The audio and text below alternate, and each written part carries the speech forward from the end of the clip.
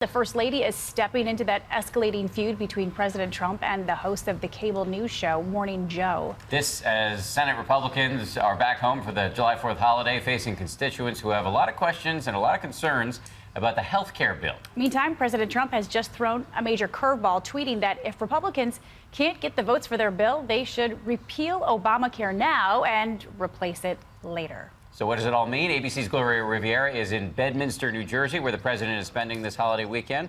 Gloria, good morning to you. Good morning, Dan. Good morning, Paula. That's right. The president and First Lady getting a quick break here in New Jersey after what has been a tough week in Washington. The fight for his GOP agenda overshadowed by this Twitter battle, with many left in Washington wondering what can be accomplished in the middle of such diversion and division. This morning, the president starting off his holiday weekend at his New Jersey golf club. Are your tweets hurting your presidency? Escaping D.C. and the repercussions of his latest Twitter rant. The targets of his recent vitriol, MSNBC host Joe Scarborough and, again, a woman, Mika Brzezinski, who responded on her show. He appears to have a fragile, impetuous, childlike ego that we've seen over and over again, especially with women. Unusually, even the First Lady entering the fray after Brzezinski suggested to InStyle magazine Mrs. Trump was unhappy in her marriage to the president, saying the job of being Mrs. Trump is the worst in the country. First Lady telling ABC News in a statement, "It is sad when people try to further their own agenda by commenting on me and my family, especially when they don't know me." And this morning, the cable host's response to the president's tweets raising new questions after this. We got a call that, hey, the National Enquirer is going to run a negative story against you guys. Joe Scarborough alleging White House aides said they could make the story go away.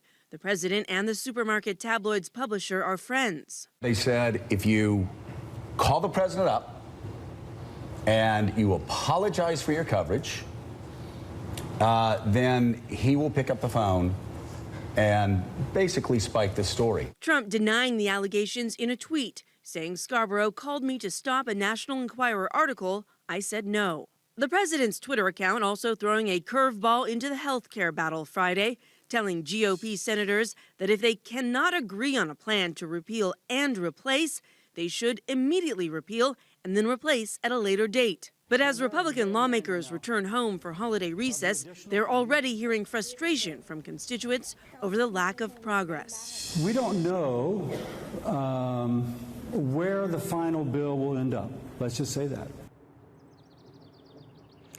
If Obamacare is repealed without a plan B in place, it would be a major reversal for the president, who long promised there would never be a break in coverage. Already, at least 10 GOP lawmakers are suggesting they cancel that August recess to stay in Washington and come up with a solution. Dan, Paula. Gloria, thank you. Let's get more on all of this now from ABC News political consultant Matt Dowd, who's in Austin, Texas this morning. Matt, good morning. Good morning. Happy 4th of July weekend. Thank you. You too. As the president, as Gloria reported, the president has previously said he wanted simultaneous repeal and replace. So what kind of impact will this new tack, signaled via tweet, have on what has already been a difficult process? The most diplomatic way I could say it is not helpful. When you roll a hand grenade in the middle of a room, it doesn't usually benefit anybody involved in this. I mean, I think the problem is already the bill was in trouble, as we saw through the legislative process. And now when the president enters in this other thing, which everybody knows, it's as if you had a car and you decide I'm going to abandon the car because it's not working right, but I haven't bought a new car in place of it. It's a problem. It's not going to make it easier. And I think the odds of passing a bill get lessened by him doing this. Okay, so we want to turn now to the president's ongoing battle with the host of Morning Joe. Do you think that the Twitter rant was an act of spontaneity, or do you think this was premeditated, designed to divert attention from what's going on right now with health care?